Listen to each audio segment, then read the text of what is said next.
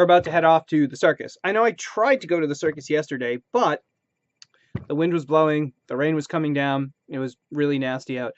It turns out that, like, at least one of my friends told me the green line had been shut down because trees had fallen on it. Numerous other roads had been shut down due to flooding, and some power lines were down. So it was making things difficult to get into Boston. So my friends who were coming from Sharon, Johnny and his girl Perry, were not able to come, so we all wanted to go together. We rescheduled for today, despite the fact that I was just about ready to head into Boston and have some fun. Instead, I went to my favorite brewery, had a few beers, met up with my friends Caitlin and Jeff.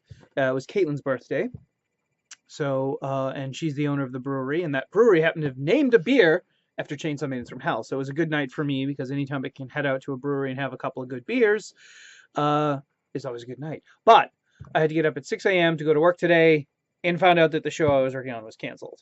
So good and bad. I did still have to do some work, but got to come out a little bit early and take a quick nap. So I'm now ready for the circus. This is a modern circus, not kind of the old school circus with lots of clowns and elephants and things like that, which I've been to those circuses and they're fun. This is much more of a modern acrobatic act. So I'm looking forward to seeing what these people are capable of doing.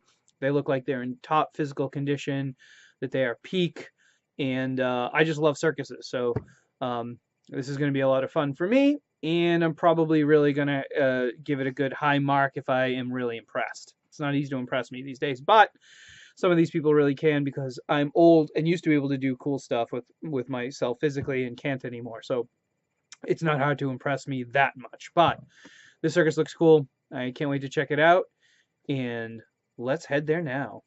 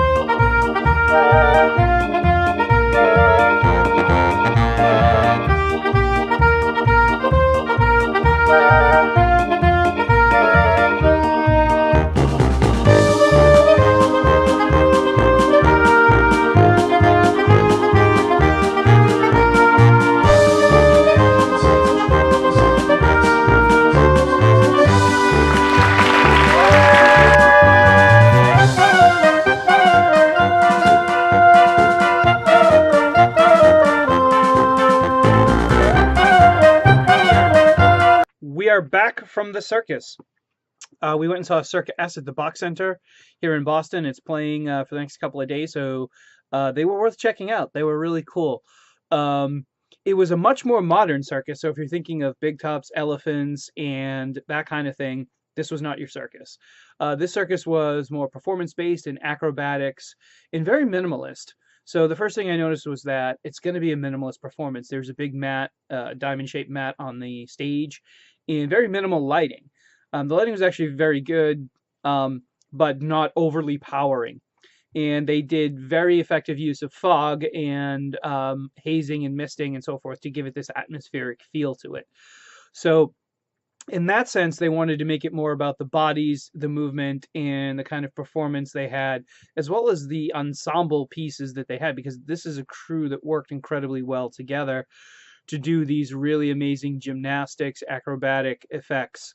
And they had some very interesting different plays, including using the silks. If anyone's seen the aerial silks, that's when they hang a big silk.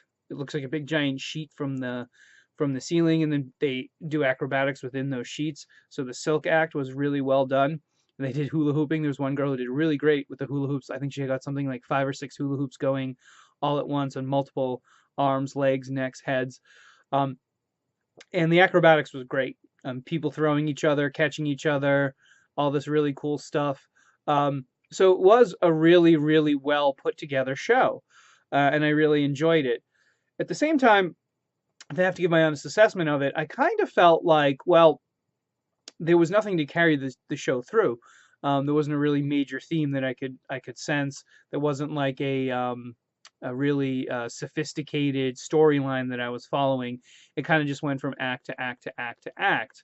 And I'm one of those people that thinks if you want to plus it and take it to the next level, you have a theme, you have a show that actually has some meaning, and that you can miss an opportunity if you don't really create something really interesting. They said that the theme was S, which is the idea that you're bending the two, a line that's being bent two ways, and that was the theme of it, which is kind of hard to pull out of that. But I kind of see what they were getting at once they had said it, because there was a talk back after the performance, so a bunch of the performers came out. It was interesting to note that nearly all of them were Australian. Many of them from different parts of Australia, because this troupe was from Australia.